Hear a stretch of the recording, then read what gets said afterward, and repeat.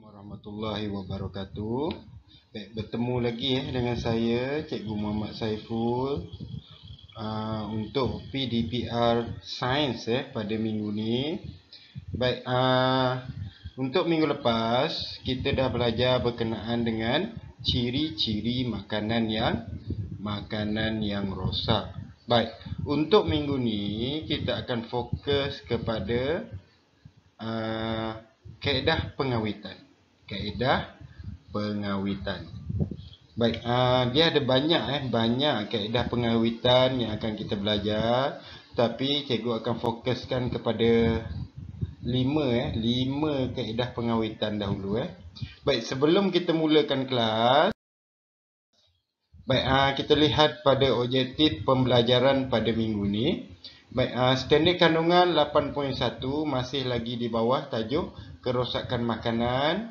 Standard pembelajaran kita akan masuk kepada 8.1.3, di mana mengiklak pengawitan makanan bertujuan untuk apa? Menghalang dan melambatkan proses hidup mikroorganisma. Baik, kemudian 8.1.4 menjelaskan dengan contoh kaedah pengawitan makanan serta mengaitkan dengan faktor yang mempengaruhi pertumbuhan mikroorganisma. Baik,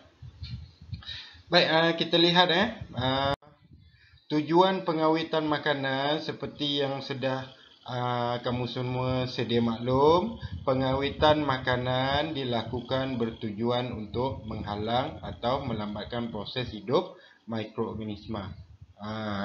Kita bukan saja-saja buat pengawitan makanan ni, sebab kita tahu makanan kita tidak kekal, akan tidak tahan lama. Jadi salah satu cara dia, kamu perlu awet makanan tu supaya jangka hayat makanan lebih lama. Baik, kalau kita lihat kalau awak lihat di sekeliling awak, contoh di pasar-pasar raya, di kedai-kedai runcit, semua barang makanan yang awak dapat lihat semuanya telah diawet. Walaupun ikan ataupun ayam yang segar sekalipun, ayam mentah, ikan, ayam mentah, sayur-sayuran tu, kalau awak lihat, ikan dia letak ais di atas dia. Sayur-sayuran diletak di kawasan yang berhawa sejuk, suhu yang rendah. Itu semua salah satu kaedah pengawitan. Baik, kita fokus apa itu pengawitan? Okey, maksud pengawitan, kalau awak lihat dekat sini, proses untuk menjamin makanan supaya tidak mudah reput dan boleh disimpan lebih lama. Kalau dekat rumah awak tu awak boleh tengoklah punya cili kering, ikan bilis, kemudian barang makanan yang dipakkan dalam bentuk tin, dalam botol, dalam bungkusan, itu semua adalah untuk memastikan makanan tidak mudah reput dan tahan lebih lama. Baik, pengawitan makanan dapat menambah zat makanan yang tertentu di dalam suatu makanan yang diawet. Pun sama, dia mengekalkan kesegaran makanan tersebut. Dia mengekalkan makanan tersebut, dia kekal segar lah. Okey, makanan yang diawet akan lebih mudah disimpan dan mudah dibawa ke mana-mana. Sebagai contoh, awak nak berjalan, awak nak pergi balik kampung awak jauh, awak dari sini di Seremban, awak nak balik ke Kelantan, ke Terengganu, kampung halaman ibu bapa contohnya. Awak mesti bawa bekalan makanan, betul? Cuba awak tengok bekalan makanan awak tu dalam bentuk apa. Kalau jenis yang makanan ringan, macam jajan apa semua tu, semua dibuat dalam bentuk bungkusan. Dalam bentuk bungkusan. Bungkusan tu adalah salah satu kaedah pengawitan. Nanti kita akan tengok bungkusan makanan tu kaedah jenis apa. Baik, sambungan dia, kaedah pengawitan makanan dilakukan supaya pertumbuhan mikroorganisma seperti kulat dan bakteria pada makanan dapat dihalang. Inilah konsep dia, pengawitan tu untuk menghalang proses hidup mikroorganisma. Okey, makanan yang telah menjalani proses pengawitan yang betul akan tahan lebih lama. Maknanya bila dah awet, dia akan tahan lebih lama. Okey, tujuan pewarna dan perisa ditambah dalam proses pengawitan adalah supaya makanan lebih menarik serta kelazatannya dapat ditingkatkan. Kita tengoklah kadang-kadang contoh macam jeruk. Jeruk, kenapa bila kita buat proses penjerukan mesti letak gula sikit. Kenapa? Untuk pastikan rasa dia lebih menarik lah. Kalau masam saja jeruk tu susah juga kan, tak boleh makan juga kan. Jadi dia akan tambah sedikit gula, mesti dia rasa masam-masam manis. Itu contoh contoh penambahan pewarna dan perisa. Macam awak tengok kan jeruk mangga tu, kenapa dia warna kuning? Pewarna. Kenapa dia warna merah? Itu semua pewarna. Baik, okey, kita tengok. Baik, cikgu akan baca satu persatu. Pengeringan, penyejuk bekuan, pendinginan, pengetenan dan pembotolan, pembungkusan vacuum, yang keenam penjerukan, yang ketujuh pengasinan, yang ke-8 pempostiuran, yang ke-5 pendidihan, 10 penyalaian dan yang terakhir adalah pelilinan. Baik, kita tengok yang pertama pengeringan. Baik, ini adalah proses pengawitan makanan secara pengeringan. Okey, macam mana proses pengawitan secara pengeringan ni? Okey, cara dia, proses ini kandungan air dalam makanan disingkirkan. Kalau awak tengok dekat ni, dia akan jemur. Contoh ikan ni, ikan apa semua ni dia akan jemur di tengah panas. Dia akan jemur sehingga dia kering Kalau awak tengok contoh ikan kering macam ikan bilis, lada kering, itu adalah telah melalui proses pengeringan. Air disingkirkan daripada makanan. Makanan dikeringkan di bawah pancaran cahaya matahari yang terik, asap nyalan ataupun ketuhar elektrik.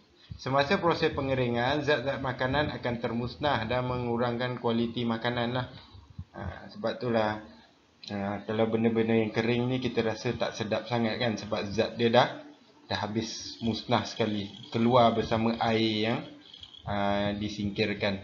Okey, bakteria dan kulat tidak dapat hidup pada makanan yang kering kerana ketiadaan air. Ingat lagi faktor yang mempengaruhi pertumbuhan mikroorganisma ada 5 tu. Ingat balik yang minggu lepas tu Salah satunya adalah air. Bila kering, tiada air, mikroorganisma atau kulat, bakteria, dia tak boleh hidup. Garam dan gula kadang-kadang ditambahkan untuk mempercepatkan proses pengeringan. Ini adalah proses pengeringan di mana kandungan air dalam makanan disingkirkan. Itu yang cikgu cakap tadi, contoh dia ikan kering, ikan bilis, lada kering, apa lagi? Pucuk tahu, macam-macam benda yang dikeringkan Kalau awak tengok dekat pasar raya tu banyak bahan yang telah dikeringkan, macam asam keping, tu semua dikeringkan. Sotong kering. Baik, kaedah yang kedua dan yang ketiga dia ni hampir sama juga, tapi dia berbeza dengan kadar suhu dia. Ini kaedah kedua penyejukan dan kaedah yang ketiga adalah pendinginan. Okey, kita tengok penyejuk bekuan dan pendinginan ni macam mana. Okey, menyimpan bahan-bahan mentah seperti sayuran, daging, ikan dan buah-buahan di dalam apa? Dalam peti dalam peti ais lah terutamanya. Kalau kita lihat dekat pasar raya, bahan-bahan mentah ni disimpan dalam pembeku pada suhu 15 darjah Celsius negatif 15 darjah Celsius. Terlampau sejuk terlampau sejuk. Di rumah bahan-bahan mentah ni disimpan dalam peti sejuk. Okey, tujuan dia suhu yang rendah ataupun suhu yang sejuk menghentikan terus pembiakan mikroorganisma. Dia bukan mati dia tidak aktif. Mikroorganisma ni dia akan beku, dia tak aktif. Rasa, tekstur dan zat makanan dapat dikekalkan. Ni cikgu cakap tadi, proses ini menjadikan mikroorganisma tidak aktif pada suhu beku. Baik, contoh mudah yang boleh awak lihat, semua orang dekat rumah ada peti ais kan? Okey, peti ais tu adalah alat pengawetan untuk penyejuk bekuan dan pendinginan. Kalau awak buka peti ais macam ni kan. Okey, ini belah bawah ni daripada yang cikgu tanda ni Okey, ni bawa lah sampai ke bawah ni. Ini adalah bahagian pendinginan. Awak nak simpan susu, awak nak simpan telur, awak nak simpan buah-buahan, sayur-sayuran, semua di bahagian pendinginan. Okey, bahagian yang paling atas kita akan simpan bahan mentah seperti daging, ayam, sotong, udang, nugget, sausage, semua disimpan di bahagian penyejuk bekuan ataupun kita panggil bahagian ni bahagian freezer, di mana bahagian freezer ni dia punya suhu dia bawah daripada 0 darjah Celsius. Kalau tempat kita buat air batu kan, kita sejukkan ais, ini kita panggil dia kawasan penyejuk bekuan. Bawah ni kawasan pelilinan. Sayur dan buah hanya sesuai untuk kawasan pendinginan sahaja. Tak boleh letak penyejuk bekuan. Kalau awak letak buah dan sayur bahagian penyejuk bekuan, tekstur dia, warna dia akan rosak sebab dia tak tahan pada suhu yang terlampau rendah. Baik, ini adalah kaedah kedua dan ketiga, penyejuk bekuan dan pendinginan. Baik, seterusnya kaedah yang keempat. Kaedah yang keempat adalah kaedah pengetinan dan pembotolan. Okey, makanan dimasak pada suhu yang tinggi untuk membunuh mikroorganisma. Kemudian serta-merta disimpan dalam botol atau tin yang kedap udara. Baik, rasa berubah, nutrien akan hilang. Kenapa? Sebab dia dah dimasak pada suhu yang tinggi. Tetapi makanan akan tahan lebih lama. Contoh buah-buahan yang ada dalam tin. Pernah tengok yang kita buat koktail tu? Kemudian daging yang ada dalam tin bulat, ikan, contoh ikan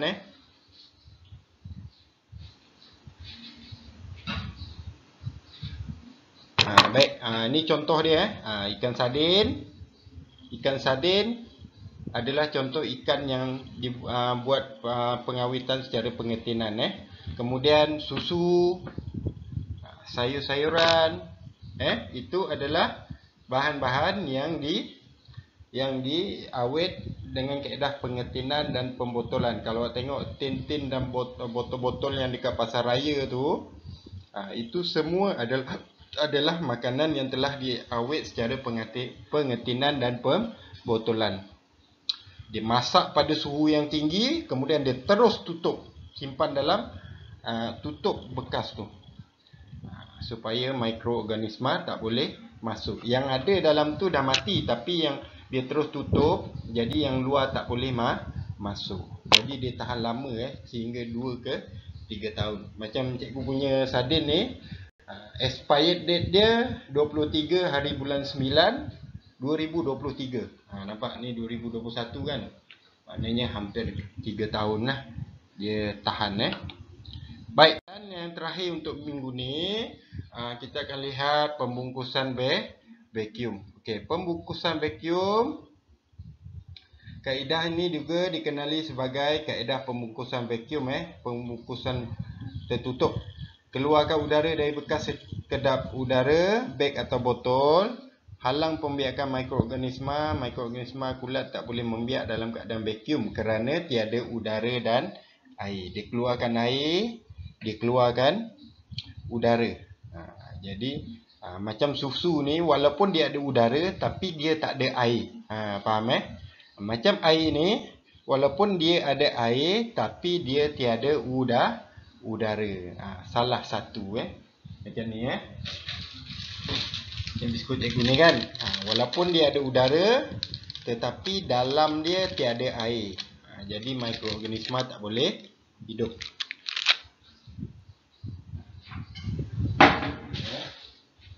Susu ni, tengok susu ni. Okay, walaupun dia ada udara dalam dia, tetapi dia tidak ada air. Jadi mikroorganisma tak boleh hidup. Dia tak ada salah satu. Kalau dia ada dua-dua, dia masih boleh hidup. Kalau awak tengok ni, nampak ni contoh dia susu Fernleaf, air Vitagen. Awak tengok ni keropok Pringles. Macam-macam benda-benda yang dalam plastik jajan yang awak makan tu, super ring apa semua tu, itu adalah pembungkusan vacuum. Baik, setakat tu saja yang awak akan belajar untuk kaedah pengawitan pada minggu ini. Baik, cuba kita ingat kembali kita ingat kembali, ibas kembali apa yang awak dah belajar. Okey, untuk kesimpulan pada minggu ni, okey, pengawitan makanan dilakukan bertujuan untuk melambatkan proses hidup mikroorganisma. Baik, 5 kaedah pengawitan yang telah awak belajar. Pengeringan, yang pertama pengeringan, contohnya ikan bilis, cili kering. Pengetinan dan pembotolan, contohnya kicap, ikan sardin. Kemudian penyejuk bekuan. Penyejuk bekuan, bahan-bahan yang frozen lah, bahan frozen. Kalau awak tengok dekat pasar raya, bahagian frozen itu adalah kaedah pengawitan penyejuk bekuan. Ayam, ikan, nugget, sosis, ayam tempura, itu semua penyejuk bekuan. Okey, kemudian pendinginan. Kalau awak tengok nak lebih mudah, buah-buahan dan sayur-sayuran disimpan di bahagian yang bersuhu rendah macam dalam peti ais kita tu, dia tahan lebih lama. Kemudian yang terakhir, pembungkusan vacuum. Pembungkusan vacuum ni yang cikgu tunjuk tadi lah, susu, jajan super ring awak tu, coklat, walaupun dia ada udara, dia tiada air. Tapi kalau dalam bentuk cecair macam air Vitagen tu, walaupun dia ada air tapi dalamnya tiada udara. Baik, air Vitagen tu kalau buka tak memang penuh, tutup dia, kalau buka dia punya seal tu, air dia memang penuh, tak ada ruang udara langsung. Baik, untuk tugasan pada minggu ni. Okey, tugasan pada minggu ni, tugasan yang pertama, awak perlu buat tugasan dalam buku nota panjang awak lah. Salin soalan dan tuliskan jawapan dalam bentuk seperti di sebelah. Contoh kita dah senaraikan tadi. Senaraikan 11 kaedah pengawitan yang telah dipelajari di dalam peta minda di bawah. Awak buat dalam bentuk peta minda ni. 11 kaedah pengawitan. Tulis pengeringan, penyejuk bekuan. Boleh rujuk buku teks, tak ada masalah. Kalau boleh awak buat dululah. Kalau betul-betul awak lupa, baru awak boleh rujuk buku teks. Okey, seterusnya tugasan yang kedua. Okey, sama juga, masih lagi buat dalam buku nota panjang awak. Okey, awak kena buat jadual ni. Buat jadual ni dalam buku. Kemudian isikan tempat kosong dengan jawapan yang bersesuaian. Contoh cikgu dah bagi ni, pengeringan, penerangan dia apa? Menyingkirkan air dari makanan. Contoh ikan bilis, lada kering. Kemudian isi lagi. Ada 1, 2, 3, 4, 5, 6 tempat kosong yang awak perlu isi. Baik, itu saja tugasan. Untuk buku aktiviti nanti dulu kita buat latihan bertulis dulu. Baik, apa-apa yang awak tak faham, awak boleh voice mail cikgu melalui Telegram, tak ada masalah dalam waktu kelas PDPR kita. Baik, itu saja. Sekian, terima kasih.